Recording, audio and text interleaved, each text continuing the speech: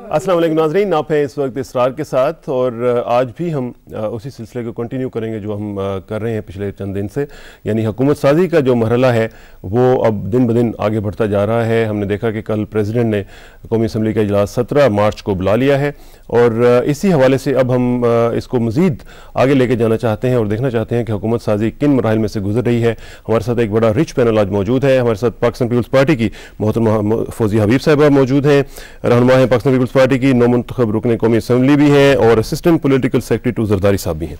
उनके साथ तशरीफ़ रखती हैं मोहतरमा इशरत अशरफ साहिबा, पाकिस्तान मुस्लिम लीग नून से ताल्लुक़ है, नौमुंतखब रुकन कौमी असम्बली भी हैं और सदर हैं शोबा ख़वातीन पाकिस्तान मुस्लिम लीग नून की। और उनके साथ तशरीफ़ रखते हैं जनाब जाहिद मलिक साहब, तजिया निगार हैं और सीनियर सहाफ़ी हैं। आप सबका शुक्रिया। मोहतरमा फौजिया साहब, मैं आपसे शुरू करूँगा कि हमने देखा कि एक हफ्ते 2 हफ्ते से एक मुतालबा किया जा रहा था पॉलिटिकल लीडरशिप की तरफ से कि जनाब इलेक्शन के बाद अब जो मरहला है वो है कि कौमी असम्बली का इजलास कन्वीन किया जाए और उसे बुलाया जाए। अब वो मरहला तय पाया। अब अभी तक हम देख रहे हैं कि वज़ारत उज़्मा के लिए अभी तक आपका कैंडिडेट सामने नहीं आ सका, क्या वजह है? इसमें कोई ऐसी वजह नहीं है और आप बखूबी वाकिफ़ होंगे कि हमने एक बहुत जदोजहद के बाद हम इस मकाम पे आए हैं और चाहते हैं कि इस मुल्क में सही मानों में जमहूरियत हो। और जब जमहूरियत के लिए आप इतनी कुर्बानियाँ दें और फिर एक ऐसे मकाम पे आए तो फिर आपने हर जो आपका कदम है और हर इक़दाम आपने बड़े सोच समझ के करना है जिससे मुल्क के अवाम को भी फ़ायदा हो। लिहाजा ऐसा कोई मसला नहीं कि हम अपना प्राइम मिनिस्टर नहीं दे सके, इंशाल्लाह वो भी देंगे। जब वक्त आएगा तो हमारा प्राइम मिनिस्टर भी मंजरे आम पे उनका नाम भी आ जाएगा। मसला क्या है? कहीं ना कहीं कुछ ना कुछ जी कोई मसला नहीं है। ये तो एक ऐसे मेरे ख्याल में मीडिया में इसको ज़्यादा इसकी पब्लिसिटी होगी या तशहीर हो गया है, ऐसा कोई मसला नहीं है। इंशाल्लाह हमारा प्राइम मिनिस्टर भी जल्द सामने आ जाएगा और जब सब तमाम जमहूरी कुव्वतें इकट्ठा हो गई हैं और उन्होंने एक मुत्तफ़िका फैसला कर लिया है कि हमने इस मुल्क में जमहूरियत को आगे लेके चलना है, एक सिस्टम को, एक निज़ाम को में तब्दीली लाना है। अवाम को हमने जो माजी में जिन बहरानों से वो गुजर रहे थे, जिसमें सबसे सहरे फहरिस्त मेरे ख्याल में महंगाई है और दीगर जो मसाइल हैं, जब हमने उनसे निकालना है तो हमें बड़े सोच समझ के अपना हर कदम उठाना होगा। और हमें ऐसा प्राइम मिनिस्टर की इस वक्त ज़रूरत है जो इंतहाई कॉम्पिटेंट हो और जो मुल्क को डिलीवर कर सकें। अवाम की उम्मीदें इस वक्त तमाम सियासी जमातों की तरफ हैं, खुसूसन पाकिस्तान पीपल्स पार्टी की तरफ हैं, क्योंकि इसने जो नताइज हासिल किए हैं इस इलेक्शन में, गो कि हमारे तवक्को तो इससे भी ज़्यादा की थी। लेकिन बहरहाल इस मौजूदा जो भी हमें नताइज मिले उसके अंदर रह के हमने अवाम को डिलीवर करना है। जो आप प्राइम मिनिस्टर की बात कर रही हैं, जो प्राइम मिनिस्टर होगा वो स्टॉप गैप अरेंजमेंट के तौर पर होगा या permanent full time prime minister होगा? देखिए जी, ये तो सियासी जमातें खुद फैसला करती हैं और ये मेरे ख्याल में हमारा हक है कि हम इसका फैसला करें, तमाम चीज़ों को मद्देनज़र रख के फैसला करें और हमारा जो फैसला होगा वो बहुत इंतहाई बेहतर होगा। इसी सिलसिले में हमने एक कंसेंसस बिल्डिंग के लिए अपने तमाम MNAs के साथ को चेयरपर्सन आसिफ अली जरदारी ने मीटिंग्स मुनक्कद की और हम पिछले 1 हफ्ते से इसी प्रोसेस से गुजर रहे हैं, मुशावरत कर रहे हैं, उनका इनपुट ले रहे हैं और हर मसला हमारे ज़ेरे गौर है और उसके बाद एक जमहूरी तरीक़ाकार से हम अपना प्राइम मिनिस्टर भी सामने लेकर आएंगे। और मखदूम साहब के हवाले से भी कुछ कंट्रोवर्सी चल रही है? कोई कंट्रोवर्सी नहीं है। मखदूम साहब के हवाले से भी मैं नहीं समझती कि कोई कंट्रोवर्सी है। जरदारी साहब आज उनसे मिल रहे हैं और उनसे मामलात समझती हैं? जी हाँ, ये सियासी मुलाकातें होती रहती हैं और ये हमारे पार्टी का इंटरनल मैटर है और मिलते हैं लोग, दूसरी जमातों के लोगों से भी मिलते हैं। ये तो फिर हमारे अपनी जमात के हैं। चलो, ये आपका दाखिली मामला है। इस दाखिली मामले पर इशरत साहब आपका एक इनपुट, आपकी पार्टी की तरफ से बयान आया और उसको हमने देखा कि कुछ बैड टेस्ट में उसको लिया गया और कुछ लोगों ने उसको क्रिटिसाइज भी किया है। तो ये पीपल्स पार्टी का दाखिली मामला था मखदूम साहब का और डिस्कशन आपकी तरफ से, आपकी पार्टी की तरफ से आ गई, इसको कैसा लिया गया पार्टी में मुख्तलिफ सर्कल्स के हवाले से? मेरे ख्याल में क्योंकि जो भी फैसला होता है या तो पार्टी लीडर हमें लाइन देते हैं या इस तरह की कोई बात नहीं थी। ये उन्होंने एक अपनी ज़ाती राय का इजहार किया है। और मेरे ख्याल में अगर कोई मीडिया वाला इस तरह का सवाल करे तो हर एक को हक है अपनी ज़ाती राय देने का। उन्होंने एक अपनी ज़ाती राय का इजहार किया, उसमें पार्टी की कोई अमल दखल नहीं है। आप समझते हैं कि मखदूम साहब के हवाले से PMLN को रेजोल्यूशंस कुछ नहीं है इस तरह की? नहीं जी, ये देखें ना जी, ये तो हम लोगों ने जो बैठ के जो एक दो बड़ी जमातें जो जमहूरी जमातें हैं और पाकिस्तान की इस वक्त सबसे बड़ी जमातें हैं, उन्होंने बैठ के ये जो एग्रीमेंट किया है, इसके अगर ऐसी कोई बात होती तो मेरे ख्याल में ये उधर होती है ऐसी बात, मगर ऐसी कोई बात नहीं है। और जब फैसला हो गया है कि हमने पीपल्स पार्टी चूँकि ज़्यादा मेजॉरिटी में आई है और उन्होंने लीड करना है, तो ये उनका हक है कि वो जिसको मर्जी बनाए, तो इसलिए ये उन पे छोड़ दिया।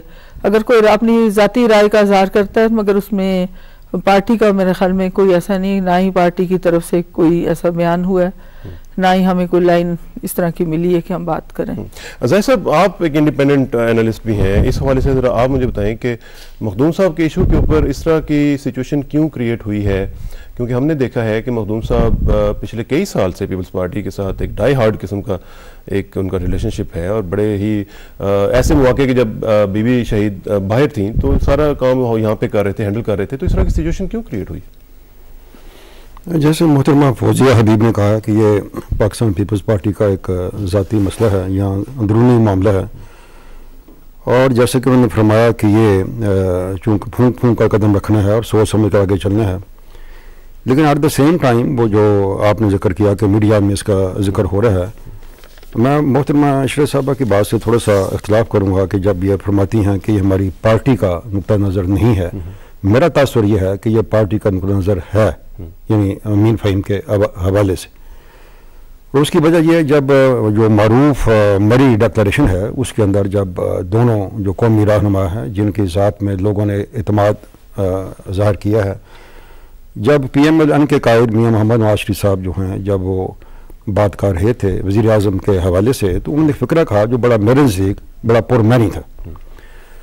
उन्होंने ये फरमाया कि हमारी ख्वाहिश होगी कि वज़ीर आज़म ऐसा हो जो हम दोनों जमातों का जो कोलिशंस हैं उनका जो मुश्तरका एजेंडा है जमहूरियत के हवाले से लेके आगे जाए, और जो आगे बड़ी मैनीखेज बात है, और उसके इधर उधर एंटीने ना हों, ये लफ्ज़ उन्होंने इस्तेमाल किया कि इधर उधर उसके कोई एंटीने ना हों।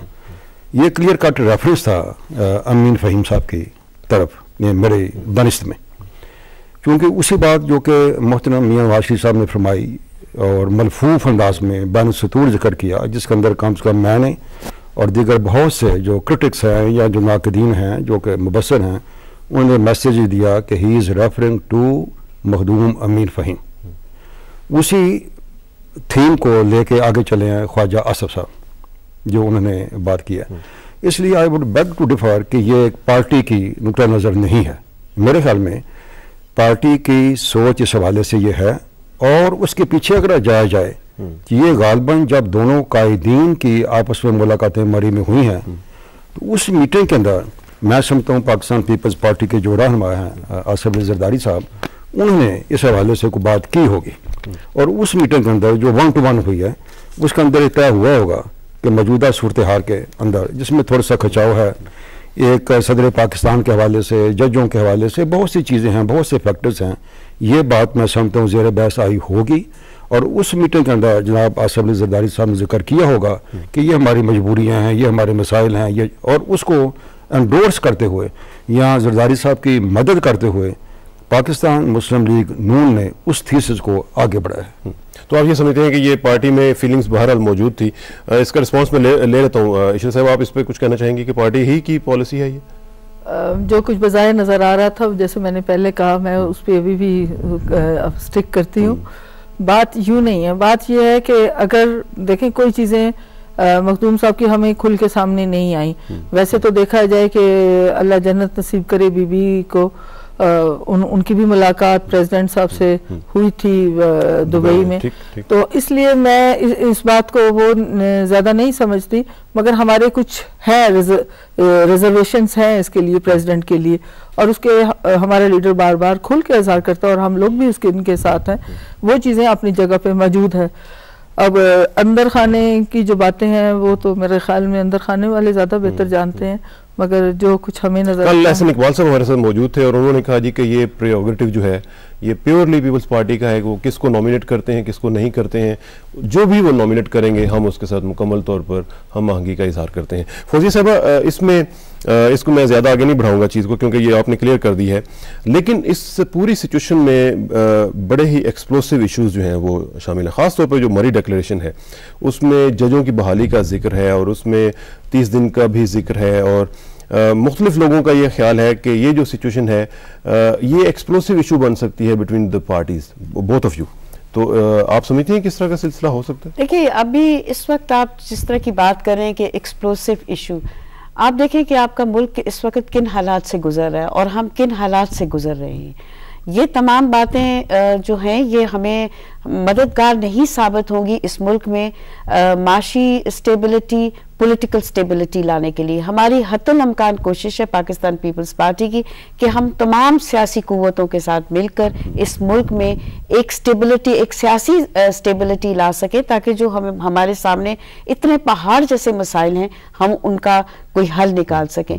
देखिए, मरी डिक्लेरेशन की बात आप बार बार कर रहे हैं, जजेस की आप रेस्टोरेशन की बात बार बार कर रहे हैं। पाकिस्तान पीपल्स पार्टी ने हमेशा कहा कि हम पार्लियामेंट की बालादस्ती चाहते हैं, जुडिशरी की इंडिपेंडेंस चाहते हैं और लेट पार्लियामेंट डिसाइड। पार्लियामेंट में मसाइल जाएंगे और पार्लियामेंट के अंदर डिस्कशन होगी, सब सियासी जमातों के नुमाइंदे वहां पे मौजूद हैं, लोगों के नुमाइंदे वहां पे मौजूद होंगे जो इस पे डिस्कशन करेंगे और किसी फैसले पे पहुंचेंगे। यही एक जमहूरी अमल होता है। हमारे यहाँ बदकिस्मती से ये अमल कभी नहीं रहा, तो इसलिए सबको इतना अजीब ये बात लग रहा है और इसके अंदर से ऐसी बातें आ रही हैं कि अगर देखें, एक जमहूरी अमल है जिसमें आपके पास इख्तियार है, पाकिस्तान पीपल्स पार्टी के पास इख्तियार है कि वो किसे अपना वजीर आजम नामजद करती है। अब एक नाम को इस जमात में बेशुमार ऐसे लोग मिलेंगे कि जिन्होंने बेइंतहा कुर्बानियां दी,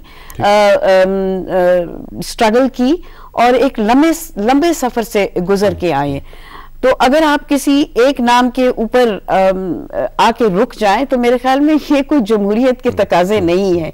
जमहूरियत का तकाजा वो है जो हमने और जो को चेयरमैन आसिफ जरदारी साहब ने बड़ी समझदारी के अलावा इसे कतई नज़र के उनका मरी डिक्लेरेशन क्या है उससे पहले ही एक मीटिंग्स का सिलसिला कंडक्ट यानी शुरू हो गया था, उसका तसलसल शुरू हो गया था जरदारी हाउस में, जिसमें तमाम MNAs जो इलेक्ट हुए, MPs जो इलेक्ट हुए और जो कैंडिडेट्स हार गए वो भी उनसे कंसेंसस लिया गया और मौजूदा मुल्की सूरत हाल पे सियासी और माशी पे एक बहस हुई, एक खुली बहस हुई और उस खुली बहस के नतीजे में जो पार्टी के वर्कर्स ने, पार्टी के कैंडिडेट्स ने उन्हें एक इख्तियार दिया इस हवाले से कि वो जिसे चाहें प्राइम मिनिस्टर नामजद करे ताकि इस मुल्क के अंदर एक स्टेबिलिटी आए, लोगों को सुकून मुहैया हो। शायद उसी वजह से जो एक्सपेक्टेशंस हैं वो भी ज्यादा हैं। लेकिन ये एक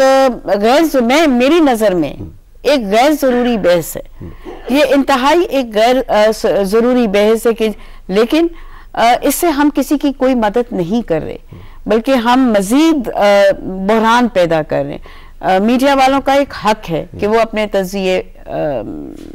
तजिया करें और अपना एक नुक्ता नज़र अवाम तक लेके जाएं, लेकिन हमने वो काम करना है जो कि ठीक है। इसमें आप कह रही हैं कि ये गैर जरूरी है और इस पे ज्यादा जी हाँ, मैं तो ये समझती हूँ कि इस पे बहुत ही बहस हो चुकी है। लेकिन जाहिर है कि ये एक पूरे कौम का एक मसला है। जी हाँ, बिल्कुल। हर शख्स का ये कहना और सोचना है कि वजीर आजम कौन होगा, कौन उनको लीड करने जा रहा है।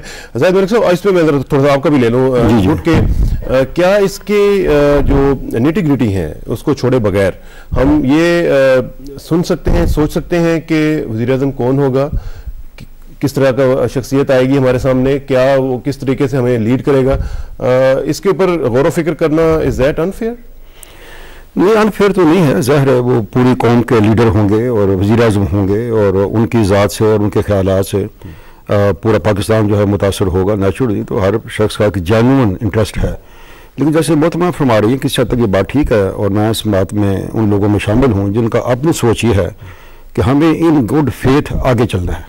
यानी ये जो पाकिस्तान पीपल्स पार्टी के अंदरूनी मसले हैं या दो बड़ी पार्टियों के दरमियान आपस में एज ए पार्टी मसाइल हैं, इन चीज़ों को पसे पर्दा डालते हुए या पसे पुश डालते हुए जो मुस्बत पहलू हैं, जो कामन पहलू हैं, जो पाकिस्तान के अंदर जमहूरी अमल को लेके आगे जाएं, उन पर ज़्यादा हाईलाइट करना चाहिए। यानी मेरी मुराद ये है कि देखें किसान साहब, 18 तारीख को पिछले महीने पाकिस्तान का एक रोशन चेहरा मेरे नज़दीक हमारे सामने आया, बिल्कुल कोई शक शुबे की बात नहीं। लोगों ने फेयर फ्री इलेक्शन हुए और अपने पसंद के लोग चुने। अब हमारे ये जो कायदीन हैं आजकल, जिनके हाथ में पाकिस्तान की क़यादत है और पाकिस्तान का मुस्तकबिल है, अब ये उनका टेस्ट है। इन कौम अपने टेस्ट में सुरखरू हुई मेरे नज़दीक। अब ये कायदीन का टेस्ट है कि मिलजुल के आपस में और छोटे छोटे इख्तलाफात को, जो फरोई इख्तलाफात मैं कहूँगा, उसके अलावा जो ग्राउंड रियलिटीज़ हैं, मैं इस पर बहुत जोर दूंगा। जब देखें अभी थोड़ा सा फ़ज़ा के अंदर टेंशन सी, खिंचाव सी, एक क्या सराइयाँ और इस तरह की बातें शुरू हो गई हैं। ये है जैसे आपने जजों की बात की, बहुत सी बातें। मेरा मशवरा ये है, चूँकि हमारे दो मोहतरम कायदीन दो पार्टियों के मौजूद हैं, कि सबको मिलजुल के जो पहला स्टेप है वो है असम्बलियों के अंदर जाना, हल्फ वफादारी उठाना, हुकूमत साजी का अमल पूरा हो जाए, लोग अपने अपने कलमदान संभालें और पाकिस्तान के अंदर जो बड़े गंभीर मसाइल हैं उनको एड्रेस करने के लिए अपनी लाउड थिंकिंग शुरू करें। तो व्हाट आई मीन इज़ कि I fully agree with Fauzia साहबा कि हमें एक पुरुमीद तरीके से आगे बढ़ना चाहिए। ये तो छोटी छोटी बातें हैं, बज़ाहिर आपकी बात ठीक है कि इरिटेट करती हैं, ज़हन में सवालात को बुलाते हैं, ये सवालात अपनी जगह उनकी हकीकत है भी, लेकिन फिर भी इतने अहम नहीं है। लेकिन जहाँ तक मैं महसूस कर रहा हूँ, जो इमर्जिंग सिनारियो है पाकिस्तान पीपल्स पार्टी के अंदरूनी जो सूरत हाल है, उसके अंदर मैं समझता हूँ कि जो को चेयरमैन हैं आसिफ ज़रदारी साहब, उनकी ज़ात पर कंसेंसस इमर्ज हो रहा है। मेरे ख्याल के मुताबिक अगर ये ऐसा होता है तो अच्छा होगा, मेरी ज़ाती राय के मुताबिक। उसकी कई वजूहात हैं, यानी उसके बारे में हमारे वजूहात पे मैं दोबारा जाऊंगा, लेकिन एक ब्रेक का वक्त आन पहुंचा है, तो एक ब्रेक लेते हैं नाज़रीन, और उसके बाद वापस आएंगे तो देखेंगे कि आसिफ अली ज़रदारी साहब खुद प्राइम मिनिस्टर अगर आते हैं तो उसका क्या इम्पैक्ट होगा और कितना पॉसिबल है ये। फौजी हबीब साहब से ये बात पूछेंगे और ब्रेक के बाद वापस आएंगे तो मज़ीद आगे गुफ्तगू को बढ़ाएंगे। See you in a bit.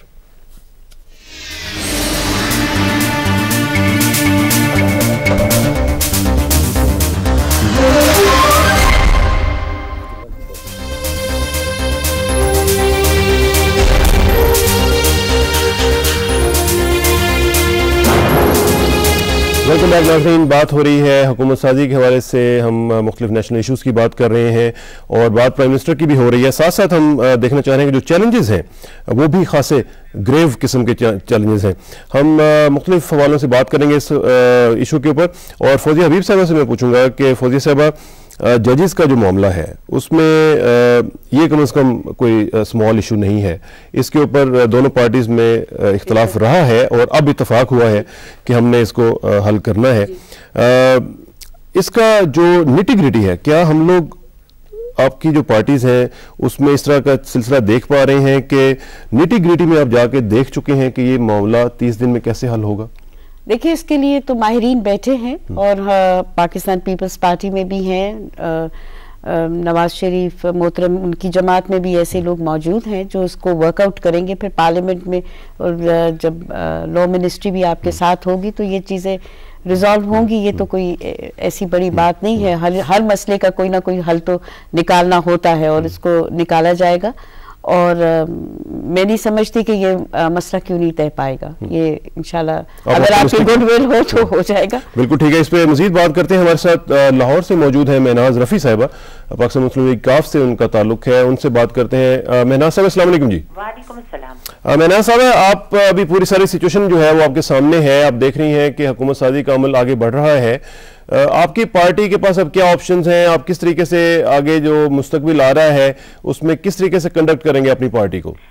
देखिए, हमारी पार्टी ने इलेक्शन वाले दिन ही शाम तक ये बात कह दी थी कि हमने एक्सेप्ट कर लिया है कि हम हार गए हैं और जो जमातें जीत गई हैं वो हुकूमत बनाएं और हम एक पॉजिटिव रोल अदा करेंगे अपोजिशन का। हम वो रोल अदा नहीं करेंगे जो हमारे साथ अपोजिशन ने किया था कि 1.5 साल तो खुद सिर्फ डेस्क बजाते गुजार दिए और फिर जैसे मोची दरवाजे में शोर हंगामा होता है इस अंदाज में शोर शराबा करना हम ये नहीं करेंगे।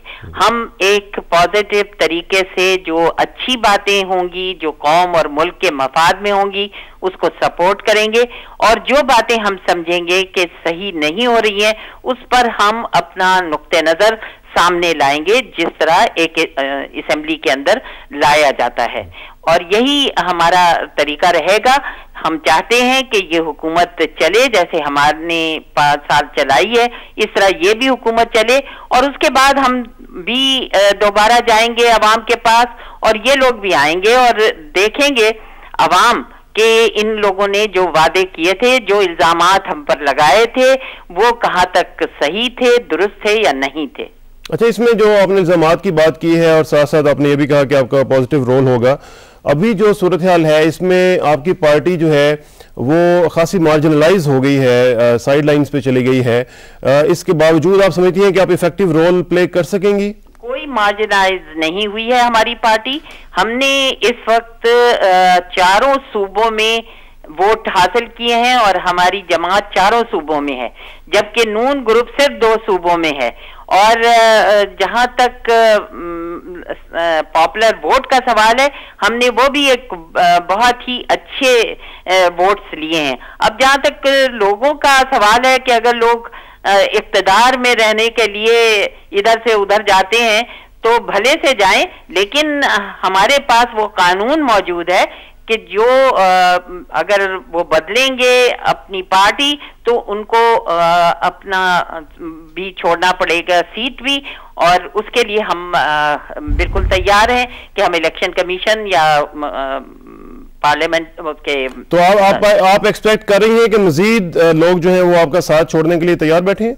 नहीं तो आप तो जो जिन लोगों ने फॉरवर्ड ब्लॉक बनाया मैं तो उनकी बात कर रही हूँ। बाकी हमारे पास बहुत अच्छे सीटें मौजूद हैं हर सूबे में मौजूद है लेकिन अफसोस की बात यह है कि आप देखिए कि जो लोग ये कहते थे कि हमने हॉर्स ट्रेडिंग की है उन्होंने तो पहले दिन से हॉर्स ट्रेडिंग शुरू कर दी और खास तौर से बलूचिस्तान जहां हमने सबसे ज्यादा सीटें ली थी वहां भी हमारे लोगों को उकसा कर अपने साथ मिलाने की कोशिश की गई लेकिन हमने उस पर भी कोई रिएक्ट उस अंदाज में नहीं किया जिस किस्म की रिएक्शन ये लोग करते रहे हैं। लेकिन ये साबित हो गया है कि जिस चीज पर ये एतराज करते रहे थे आज वही सब कुछ ये कर रहे हैं लोगों को अपने साथ मिलाने के लिए हॉर्स ट्रेडिंग कर रहे हैं। मैं साहब थैंक यू वेरी मच, इस पे रिस्पांस लेते हैं पाकिस्तान मुस्लिम लीग नवाज का, आपसे इंशाल्लाह राब्ता रहेगा जी। Thank you very much. Mahnaz Rafi साहबा पाकिस्तान मुस्लिम लीग नून पे ख़ास तौर पे अटैक कर रही हैं कि आपने हॉर्स ट्रेडिंग का भी सिलसिला शुरू कर दिया है और आप वही काम कर रही हैं जो आप क्रिटिसाइज करती थी। महनाज आपा की मैं बहुत इज्जत करती हूँ। महनाज आपा सारी बातें तो बहुत अच्छी तरीके से कह गई मगर जहाँ उन्होंने कहा कि पिछली असेंबली की बात की कि हम लोग शोर शराबा करते रहे, उनको ये याद नहीं रहा कि हमने किस बात पे शोर शराबा किया। हमने LFO पे शोर शराबा किया। प्रेसिडेंट साहब का खिताब जो 5 साल की असेंबली उसमें एक दफ़ा होता है जो हर साल होना चाहिए। इस तरह के बहुत सारे कानूनी और आईनी चीज़ें जो थी हुकूमत की तरफ से पूरी नहीं हो रही थी उसके ऊपर शोर शराबा हमारा हक बनता था कि हम लोगों को बताएं कि ये गलत काम कर रहे हैं और ये इसलिए शोर शराबा ये इन लोगों की वजह से ही हुआ। दूसरी बात है इतनी बड़ी रिगिंग हुई है, इतनी बड़ी रिगिंग के बावजूद ये जो सीटें निकली हैं मैं समझती हूँ ये लोगों का जोश और जज्बा था। रिगिंग की मिसाल तो यूं ले लीजिए कि मियाँ नवाज शरीफ मुल्क में नहीं आ सकते, जिस पार्टी का लीडर ही मुल्क में नहीं आ सकता वो रिगिंग की एक बहुत बड़ी मिसाल है। और जिस दिन सारे नॉमिनेशन हो जाते हैं आखिरी दिन उनको इजाज़त मिलती है और पेपर उनके एक्सेप्ट नहीं होते। ये क्या ये रिगिंग नहीं है? ये सारी चीज़ें जो करने के बावजूद और ये PMLQ जो मैं समझती हूँ मुफाद परस्त टोला है, इसको तो मैं पार्टी समझती ही नहीं हूँ और ये मैं समझती हूँ मेरा हक है मैं ये बात कहूँ क्योंकि ये हमारी पार्टी से जो अलहदा हो के इन्होंने अपनी एक जमात का नाम दिया है वो मफाद के लिए जाके जो जमहूरी बात करते थे एक डिक्टेटर के साथ। लेकिन वो जो ये बात कर रही थी कि आप सिर्फ 2 सूबों में हैं, हम पूरे पाकिस्तान में आए हैं और वोट ज्यादा है, और साथ साथ बलूचिस्तान के हवाले से भी उन्होंने कंसर्न जाहिर किया है कि उनकी अक्सरियत थी वहाँ पे और उनकी हुकूमत नहीं बनने दी गई। क्या ये जी मैंने दिया ना कि रिगिंग की वजह से ये सारी चीजें हुई हैं और वहाँ पे लोगों को बंद कर दिया गया। मेरे ख्याल में पीपल्स पार्टी के लोग भी इसके ऊपर मेरे साथ देंगे कि वहाँ पे उन्होंने यहाँ तक पोलिंग एजेंट नहीं उठाए, उन्होंने कैंडिडेटों को उठा के तो सखानों में और कमरों में बंद कर दिया। और जाके पिछले प्रोग्राम में ATV पे एक प्रोग्राम में मेरे साथ पीपल्स पार्टी के एक रुकन बैठे थे, उन्होंने कहा कि मुझे 70 किलोमीटर पे जाके छोड़ आए। तो इस तरह के ये रिगिंग नहीं है तो क्या है, इस तरह के रिजल्ट तो बनाए जाते हैं जब एक डिक्टेटर मौजूद होता है। ठीक है ज़ाहिर मलिक साहब, ये तो खैर एक एलिगेशन और काउंटर एलिगेशन सारा कुछ आ गया। आप ये बताइएगा कि ये जजेस का मामला है, मैं इस पर थोड़ा सा चाहता हूँ कि हम लोग ज़रा कौम को क्लियर करें कि जजेस के मामले पर मामलात आप समझते हैं कि ये इतने इंट्रिकेट लेवल पे नहीं चले जाएंगे और आराम से ये मामला हल हो जाएगा, क्योंकि 30 दिन के अंदर अंदर ये भी क्वेश्चन है कि पार्लियामेंट की जो रेजोल्यूशन होगी वो सिर्फ 1 हाउस करेगा या दोनों हाउसेस जो है वो उसको पास करेंगे। मुख्तलिफ क्वेश्चन जो हैं वो उठ रहे हैं इस हवाले से, आपका तजिया इस हवाले से क्या? देखिए, जो मरी डिक्लेरेशन है उसके अंदर जो मैं कहूँगा कि दोनों कायदीन ने एक नेक ख्वाहिशात का इजहार किया, यानी उनकी ये ख्वाहिश है कि ऐसा किया जाए, या कमिटमेंट भी कह सकते हैं। अब उसकी जो इम्प्लिकेशंस हैं, जो मसाइल दरपेश होंगे, जो कानूनी उसके अंदर पेचीदगियाँ हैं, वो एक अलग मसला है। फ़िलहाल मैं समझता हूँ कि focus should be on the formation of the government, और फिर उसके बाद ये जो तमाम मामलात हैं, क्योंकि इस मौके पर अगर हम इन चीज़ों में उलझ गए और खो गए तो सिस्टम डिरेल होने का ख़तरा होता है जब आप फरोई चीज़ों के अंदर आदमी उलझ जाए। मैं समझता हूँ क्योंकि बड़ी मुश्किल के बाद ये इलेक्शन हुए हैं और ठीक ठाक इलेक्शन हुए हैं और लोगों की इनसे बहुत सी तवक्कुआत हैं, और दोनों जो हमारी मोहतरम मेहमान जिक्र कारी हैं, मैं इनकी जो नेक तमन्नाएँ हैं उसमें शामिल हूँ कि फोकस हमारा जो है वो होना चाहिए गवर्नमेंट साजी के अमल पर। अलबत्ता ये जो मसला जजों का इसकी बहुत से पहलू, और जो हम TV पर सुन रहे हैं, अखबारात में पढ़े हैं, माहिरीन की बात कर रहे हैं, 2-3 चीज़ें सामने आ रही हैं। एक का कहना यह है सिंपल मेजॉरिटी क्या, टूथ है मेजॉरिटी भी क्या। किसी भी सूरत में ये जो पार्लियामेंट है वो जो जुडिशल डिसीजन है, यानी कि जो सदर पाकिस्तान का बतौर चीफ एग्जीक्यूटिव डिसीजन था, उसको सुप्रीम कोर्ट के फुल बेंच ने एंडोर्स किया, और now it is a judicial decision of the supreme court of Pakistan. ठीक, सुप्रीम कोर्ट ऑफ पाकिस्तान के किसी डिसीजन को जो एग्जीक्यूटिव या जो मुकदमा है वो अनडू नहीं कर सकती। फ्यूचर के लिए वो लाहे अमल तैयार कर सकती है, रूल्स रेगुलेशन फ्रेम कर सकती है। इसका एक ही फोरम है मेरे नज़दीक, वो है कि सुप्रीम कोर्ट में वापस केस जाए, ठीक, with some sort of review petition की अगर कोई सूरत निकलती हो, और वो जो फुल बेंच है उसका असर नौ जायजा ले और कोई रास्ता इख्तियार करे। इसके अंदर बड़े उलझाव हैं, यानी चूंकि चंद दिनों के अंदर बेशुमार पॉइंट ऑफ व्यू सामने आ रहे हैं और तरह तरह के नुक्ता नज़र सामने आ रहे हैं। अपेरेंटली नज़र ही आता है, जैसे कहना चाहिए बादियों नज़र में, कि ये बहुत उलझा हुआ मसला है, बहुत मुश्किल मसला है। इसके कई पहलू हैं, कई उलझने हैं, कई इसके अंदर पेचो खम हैं। ये इस तरह मसला हल होने वाला नहीं है। लेकिन मैं समझता हूँ कि इस मसले को इस स्टेज के ऊपर हमें इतना नहीं उछालना चाहिए कि जो पॉजिटिव डेवलपमेंट्स हो रही हैं सियासी अमल में और जमहूरी अमल की बहाली में, उसमें को रखना पड़े, या हमारी तवज्जो जो है बतौर कौम थोड़ी सी उससे हट जाए। जब वो वक्त आएगा, यानी जब गवर्नमेंट बन जाएगी, रेजोल्यूशन पेश करेंगे। लेकिन क्या ये आप समझते नहीं है कि ये जो इशू है, वही जो आप फॉर्मेशन ऑफ द गवर्नमेंट की बात कर रहे हैं, उसी के लिए और उसकी लॉन्गर लास्ट जो लाइफ है उसके लिए एक बड़ा इंपॉर्टेंट फैक्टर होगा कि ये जो इस तरह के जो इश्यूज हैं वो आराम से हल हो जाएं ताकि आगे जो कोई रखना ना हो। नहीं, देखे ना चाहिए, मैं जिस कह रहा हूँ बात सिर्फ है तरजीहात की, कि इस स्टेज के ऊपर जो जजों का मसला है, जब अभी लोगों ने हल्फ वफादारी नहीं उठाया, ये इशू वो या उस प्रायोरिटी में नहीं आता। मेरा पॉइंट ये है इशू तो अहम है और दोनों पार्टीज जो हैं कमिटेड हैं। लेकिन मेरी डिक्लेरेशन में तो 30 दिन का जिक्र है, नहीं है, 30 दिन के अंदर अंदर ये हल होना है, और वो करारदाद पेश करेंगे। हाँ जी, अब जहाँ करारदाद की अब जो लीगल इम्प्लीकेशंस हैं वो तो अलग मसला आ जाएगा ना जी। उसमें ये भी तो क्वेश्चन है कि जो पार्लियामेंट्री रेजोल्यूशन होगा वो एक हाउस से आएगी, दोनों हाउसेस से आएगी, लैंग्वेज क्या होगी, वो मर्ज करूँगी जब वो स्टेज आएगी ना जी। वैसे एक आज सामने पॉइंट अब आया है कि सदर पाकिस्तान जो है या जो एग्जेक्टिव है वो सुप्रीम कोर्ट की तरफ रिजू कर सकती है। तो जाहिर है एक लीगल मसला है, एक आईनी मसला है, उसके अंदर सुप्रीम कोर्ट जो है वो ही वाहिद अदारा है जिसका जो वर्डिक्ट होगा वो काबिल कबूल सबको होगा और होना चाहिए। तो ये एक वर्केबल आप समझते हैं सोल्यूशन हो सकता है। चलिए इस पर मजीद बात करेंगे नाज़रीन, ब्रेक का एक और वक्त और फाइनल ब्रेक, उसके बाद वापस आएंगे तो मजीद गुफ्तगू करेंगे। Please sit tight, will be right back.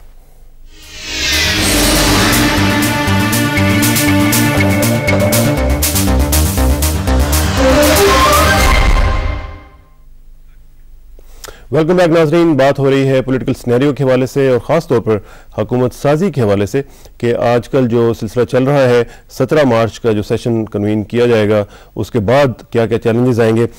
जो मेजर चैलेंजेस आएंगे फौजिया साहबा, उसमें एक तो चलेंगे जुडिशल क्राइसिस जो हुआ उसका आगे आएगा, साथ साथ जो हम देख रहे हैं कल आपने देखा कि लाहौर में शदीद तरीन धमाके हुए। ये जो दहशत गर्दी और एक्सट्रीमिज़म और इस तरह की जो चीज़ें आएंगी ये भी एक खासा बड़ा इशू होगा, महंगाई का और दूसरे सारे सिलसिले होंगे। क्या इसके लिए आपकी पार्टी के थिंक टैंक्स और आपकी जो पार्टी की लीडरशिप है वो तैयार है, उनके पास एक स्ट्रेटजी मौजूद है कि उसको कैसे कन्फ्रंट करेंगे? आपने बहुत दुरुस्त कहा और आप पिछले अगर नज़र दौड़ाएं पिछली हुकूमत में भी जिस तरीके से वो लोग बल्कि इलेक्शन के दौरान में भी जिस तरीके से उन्होंने अपने डेवलपमेंट प्रोग्राम्स दिए, प्रोजेक्ट्स दिए और इलेक्शन के दौरान भी जिस तरीके से उन्होंने इसको अपने इलेक्शन कैंपेन का हिस्सा बनाया, लेकिन आप देखते हैं कि फिर उसका रिजल्ट क्या निकला, उनकी वोटिंग के ऊपर कितना असर हुआ। और मैं इशरत अशरफ साहिबा के साथ बिल्कुल मुत्तफिक हूँ क्योंकि हम इस वक्त इस स्टेज पे किसी रिगिंग का जानते हुए भी कि रिगिंग हुई और किस अंदाज से हुई है हम उसका जिक्र नहीं करते कि अब एक कौम का मैंडेट आ गया है तो हम उसको लेके आगे चले, लेट्स मूव फॉरवर्ड। इसमें कोई शक नहीं है कि ये दहशतगर्दी के जो वाकयात हुए और सबसे बड़ी दहशतगर्दी के वाकयात से जो मुतासर हुए वो पाकिस्तान पीपल्स पार्टी हुई। हमारे कई कारकुन आप देखें कि इस्लामाबाद में शहीद हुए, जख्मी हुए, बल्कि हमारा एक कैंडिडेट डॉक्टर इसरार, उनकी आप सूरत हाल देखिए। इसी तरह कराची में आप देखिए कि 12 अक्टूबर में जब मोहतरमा तशरीफ लाई तो उस वक़्त हमारे बेपनाह कारकुन शहीद भी हुए और जख्मी भी हुए, जिन शोहदा की आज मेरे ख्याल में तदफीन हम लोग लेके गड़ी खुदा बख्श लेके जा रहे हैं मोहतरमा की ख्वाहिश के मुताबिक। इसके अलावा मोहतरमा खुद इसका शिकार हुई और मैं समझती हूँ कि उन्होंने अपनी जिंदगी का बहुत बड़ा जहाद किया, ये जानते हुए भी कि उन्हें थ्रेट्स हैं, उन्हें बताया भी जा रहा था, लेकिन उसके बावजूद वो आई और इस मुल्क में एक जमहूरियत के लिए, एक कॉज के लिए अपनी जान हथेली पे रख के, जबकि वो एक माँ भी थी और एक ऐसी लीडर जो मेरे ख्याल में सदियों के बाद पैदा होती, और उन्होंने अपनी जिंदगी का नजराना पेश कर दिया इस कौम के लिए, इस कौम की खुशहाली के लिए, इस कौम की बेहतरी के लिए। तो मैं समझती हूँ कि जितनी पाकिस्तान पीपल्स पार्टी और जितने को चेयरमैन आसिफ जरदारी साहब इस वक्त और तमाम पीपल्स पार्टी सेंसिटिव है इस इशू से, क्योंकि हम तो बराह रास्त इसके विक्टिम बने और जितना दर्द हम महसूस कर सकते हैं इस मसले से, मेरे ख्याल में हमारे ही वो जलसे थे जहां बम के धमाके होते थे, हमारी रैलीज पे फायरिंग होती थी, हमारा इलेक्शन कैंपेन हमारे लिए मुश्किल हो गया था कि जहां भी जाते हैं वहां पे हमें सिक्योरिटी थ्रेट्स। तो हम तो खुद इस मसले से बहुत बुरी तरह से दो चार हुए, तो लिहाजा हम जानते हैं और हम समझते हैं कि इसका सबसे बड़ा जो इसको एड्रेस कई मरतबा टीवी पे टॉक शोज में भी और मोहतरमा ने अपनी जिंदगी में भी इस मसले के ऊपर बात करते हुए सेमिनार्स में भी, टीवी पे भी, मीडिया के साथ भी उन्होंने अपना इजहार ख्याल किया। और मेरे ख्याल में पाकिस्तान की पीपल्स पार्टी की भी पॉलिसी वही होगी कि हम इस मुल्क में से दहशत गर्दी किस तरह से ख़त्म कर सकते हैं, वो उस तरह से कि जमहूरियत हो, लोगों को एक रोशन मुस्तकबिल दिया जाए, लोगों को तालीम दी जाए, लोगों को पावर्टी से निकाला जाए, एम्प्लॉयमेंट दी जाए, ये हमारे मंशूर का हिस्सा है। और अगर आप लोगों को डिप्राइव करेंगे, उनकी डिप्रीविएशन और वो गैप अगर मुस्तकिल लंबा होता जाएगा, बढ़ता जाएगा, रिच एंड पुअर के अंदर अगर गैप बहुत बढ़ जाएगा और एक आपकी इक्वल डिस्ट्रीब्यूशन नहीं होगी वसाइल की, तो फिर ये सूरत हाल होगी, सूबों को ऑटोनॉमी नहीं मिलेगी, तो फिर ये मसाइल पैदा होंगे। आपने पिछले 8 साल में 9 साल में देख लिया है कि हमारे मुल्क में सवाई मसाइल के और क्या हमें मिला। यानी खाने के लिए आटा नहीं, आटा खरीदना तो दरकनार, वो अवेलेबल ही नहीं है। तो bad economic policies, bad governance, bad mismanagement of resources, governance की आपने बात की है और गवर्नेंस ही के बारे में आपने कहा भी है कि हमें इतने इख्तियारात दिए जाएं कि आप गवर्नेंस को बेहतर बना सकें। इसी के साथ साथ आपका जो PMLN का मंशूर है उसमें भी मैं देख रहा था कि मुख्तलिफ चीज़ें जो हैं वो बड़ी इंपॉर्टेंट हैं, ख़ासतौर पर दहशतगर्दी के हवाले से। इशरत साहिबा के हम इस वक्त इतना बड़ा एक नासूर की तरह ये सिलसिला फैल रहा है। कल पंजाब में लाहौर के इलाके में जहाँ के पंजाब की गवर्नमेंट आने वाली है, नई गवर्नमेंट, उसके लिए सबसे बड़ा चैलेंज शायद ये हो कि वो इस तरह के धमाकों को कैसे रोकेगी। क्या आपकी पार्टी इसके लिए तैयार है? देखिए जी इंतजार साहब, मैं समझती हूँ कि अगर आप इसको यूं देखें कि आने वाली हुकूमत के लिए ये कितना बड़ा चैलेंज है और ये चैलेंज किसने पैदा किया और कैसे हुआ, इसके ऊपर हमें ज़रूर तज्जिया करना चाहिए, इसके ऊपर गौर व फिक्र करना चाहिए कि जो लोग इस नाम से आए थे कि हम लोग दहशतगर्दी को ख़त्म करेंगे, आया उनके दौर से पहले क्या इतनी ही दहशतगर्दी थी कि उस दौर में दहशतगर्दी बढ़ी है? ये चीज़ को भी हमें देखना होगा। और अगर उसी के नाम से हमने अपना स्टे इतना लंबा कर लिया और उसके बावजूद हमने कहा कि हमारी इकोनॉमिक सिचुएशन बहुत अच्छी हो गई है, हमारा रेशो कहाँ का कहाँ पहुंच गया और कहने वाले मुल्क से बाहर भाग गए और लोगों के हाथों से रोटी का नवाला तक छीन लिया और ख्वातीन को आटे के लिए लाइनें लगानी पड़ी और हमारी गैस कहाँ गई, हमारी बिजली कहाँ गई, ये सारी चीज़ें, रिजर्व्स हमारे किधर के, ये सारी चीज़ें एकदम से कहाँ गायब हो गए। और जो इतने बड़ा नारे लगाते थे, ये सारी चीज़ों को अगर हम इग्नोर करेंगे तो फिर हम आगे कैसे बढ़ेंगे?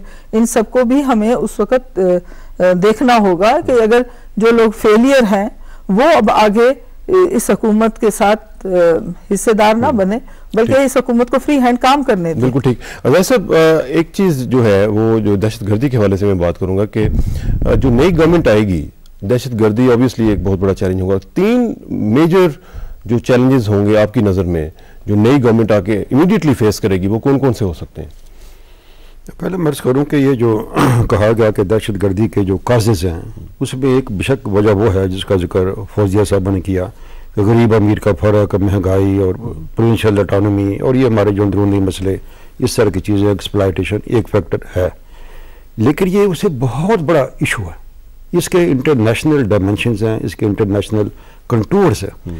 ये एक बहुत बड़ी, एक मैं कहना चाहूँगा कि एक आलमी साजिश है जिसकी तरफ जो मौजूदा वज़ीर दाखिला है उन्होंने इशारा किया और ज़िम्मेदार आदमी हैं, एक रिटायर्ड लेफ्टिनेंट जनरल हैं, पहले सेक्रेटरी डिफेंस थे, उन्होंने 3 मुल्कों का खुल के नाम लिया। और मैं ये बात खुद भी जो मेरे यानी पास इसके शवाहिद हैं या हक़ाइक़ हैं कि इसके अंदर गैर मुल्की हाथ है, ये बिगर इशू है और ये 9/11 के बाद शुरू हुआ। यानी पिछली जो हुकूमतें थी 90s के, उसके अंदर ये मसला दरपेश नहीं था, बदकिस्मती से 9/11 के बाद शुरू हुआ और पाकिस्तान उसकी लपेट में आ गया। और उसकी वजह ये हो गई कि हम चूँकि अफ़गानिस्तान के बॉर्डर पर हैं, लोगों का आपस में आना जाना है और जब तक अमरीकी फ़ौजें काबिज़ हैं अफ़गानिस्तान के अंदर और उनका जो स्पिल ओवर होता रहेगा, यानी वहाँ के जो पख्तून हैं मुतासर होते रहेंगे, तालिबान हैं मुतासर होते रहेंगे, किलिंग्स होती रहेंगी, उनके जो लाहिकीन हैं इस साइड में बैठे हुए हैं, उस साइड में भी बैठे हुए हैं, इसका एक बहुत बड़ा डायमेंशन है। यानी बाकी बातें जो दोनों ख़वातीन ने फरमाया वो बिग फैक्टर्स है, ये जो फ़र्क है, फासला है, लेकिन ये एक डिफरेंट इशू है। और मैं उन लोगों में हूँ जिनका ये कहना है कि इसका जो हदफ है पाकिस्तान को सॉफ्ट करना, पाकिस्तान को कमज़ोर करना, पाकिस्तान को निहत्ता करना और पाकिस्तान के जो एटमी असासे हैं उन पर बिलाखिर कब्ज़ा करना।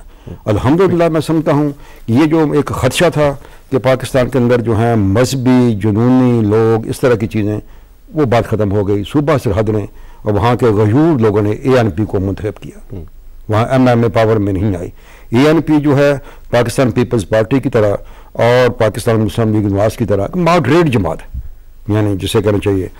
मुझे ये भी ज़रा बता दीजिएगा क्योंकि मैं चाहता हूँ कि थोड़ा सा हम फोकस कर लें कि जो नेक्स्ट गवर्नमेंट आएगी उसके चैलेंजेस, दहशतगर्दी एक तो होगी, एक महंगाई आप के कहने के मुताबिक हो सकती है, और दूसरा जो है सबसे बड़ा जो हम कल भी बात कर रहे थे कि खारजा पॉलिसी जो है वो हमारी किस तरह की होगी, क्या हम सॉवरेन खारजा पॉलिसी शेयर कर सकते हैं? ये मौजूदा हुकूमत जो आएगी इसके पास खेलने के लिए इनका जो मैदान है वो महदूद होता जा रहा है, यानी कि हालात इस तरह के पहले हो चुके हैं कि इनके लिए लिमिटेशंस हैं। लेकिन क्या वो डिलीवर कर पाएंगे as compare to the let us hope कि ये एक और, लेकिन असल बात जो है ना, मैं समझता हूँ इससे भी ज़्यादा एक चैलेंज कह रहे हैं, जिसे मैं चैलेंज समझता हूँ। मेरे नज़दीक दोनों सियासी जमातों का जो टारगेट होना चाहिए वो अपनी आईनी मुद्दत 5 साल पूरी करनी चाहिए। ये बड़ी किसान साहब इम्पॉर्टेंट बात है। पिछली हुकूमत ने लोग कहें माने ना माने, मेरे नज़दीक कुछ तरक्की हुई। मैं ये नहीं कहता कि कोई आसमान से तारे तोड़ के लिया गया है। उसकी एक वजह यह थी कि उन्हें 5 साल मौका मिला। 5 साल इन बेचारों को माजी में 2 साल 2.5 साल मौका मिलता रहा। इसलिए दोनों सियासी जमातों का बुनियादी एक फर्ज ही है। 3 चैलेंज वो जिसका आपने जिक्र किया, चौथा चैलेंज ये है कि ये जमातें मिलजुल के 5 साल ऐनी मुद्दत पूरी करें। ठीक है, और उसके लिए मैं फौजी साहब से पूछूंगा। फौजी साहब, आपकी गवर्नमेंट क्या वेल इक्विप्ड होगी, वेल वर्स्ड होगी इन तमाम चैलेंजेस को फेस करने और उनको काउंटर करने के हवाले से? देखिए, बहुत बेशुमार मसाइल हैं और ये मसला एक दिन में नहीं पैदा हुआ, बल्कि एक इसका तसलसल है।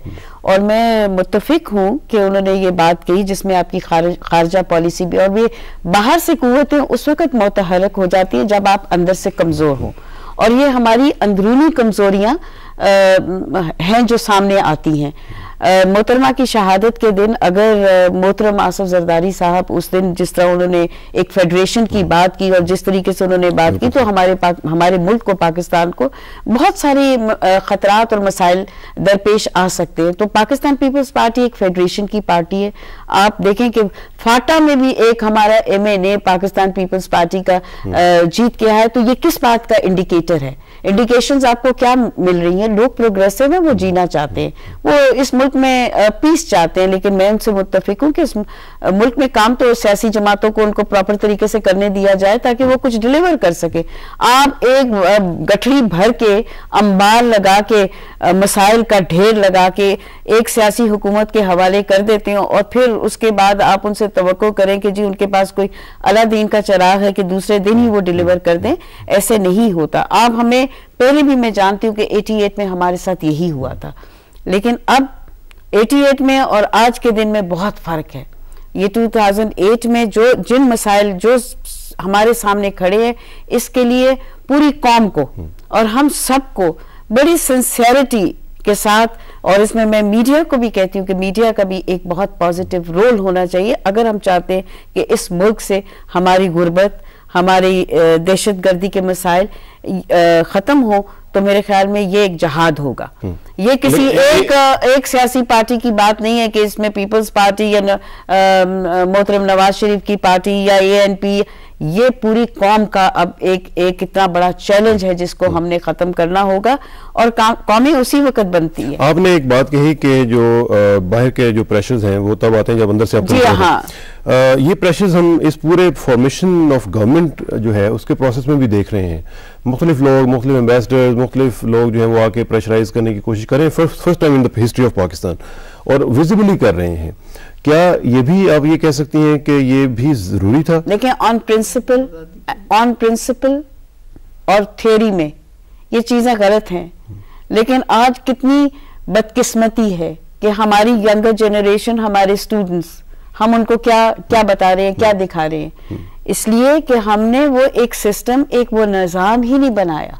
हमें एक सिस्टम और एक निज़ाम बनाना होगा कि ताकि मेरी जगह जब हमारी यंगर जनरेशन आके बैठे और वो इस मर्तबे पे हो, तो हमारी जनरेशन उनके लिए कुछ ऐसा काम कर जाए कि वो डिक्टेट ना हो सके। साहब, आप जरा मुख्तसरन बताइएगा कि क्या आपकी हुकूमत पंजाब में और ऊपर कोalition पार्टनर के तौर पर डिलीवर कर पाएगी जो आपका मंशूर है, जो आपका एजेंडा है इन कमिंग 5 years?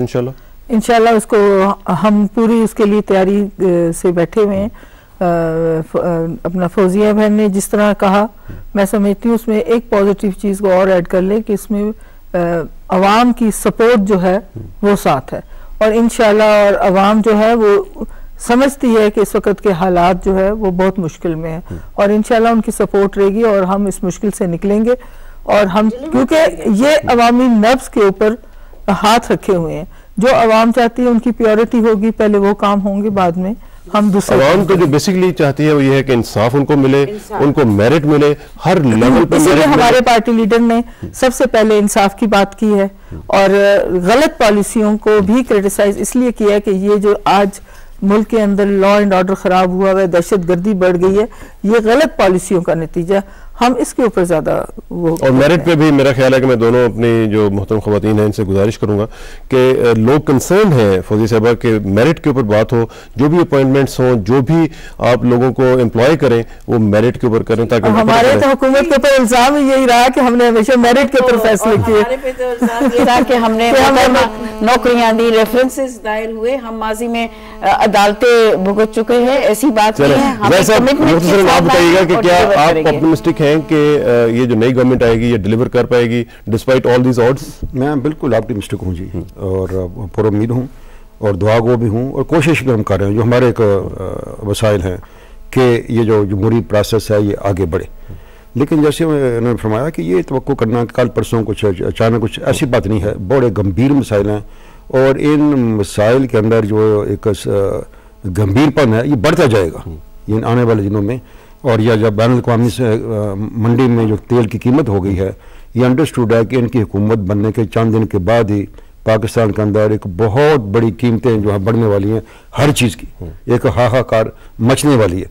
लेकिन हमें समझने की ज़रूरत है कि वजूहात क्या है, यानी कि हमें पहले दोनों जमातों को अलाउंस देना पड़ेगा, पेशेंस का मुजाहरा करना पड़ेगा, दस्ते ताउन जो है उससे दराज करना पड़ेगा, और एक पूरा उम्मीद रहना चाहिए, यानी कि क्रिटिकल नहीं होना चाहिए। मैं ज़ाती तौर पर 100% ऑप्टिमिस्टिक हूँ कि दोनों जमातों के जो कायदीन हैं ये मैच्योर मुझे नजर आते हैं। इनके अंदर जो 8 साल दोनों ने मार खाई है, उसके बाद मैं समझता हूँ कि बेटर सेंस विल परवेल इंशाल्लाह। और इसी के साथ, इसी ऑप्टिमिज्म के साथ ही हम प्रोग्राम ख़त्म करते हैं। फौजी साहब आपका बहुत शुक्रिया, आप तशरीफ़ लाएँ।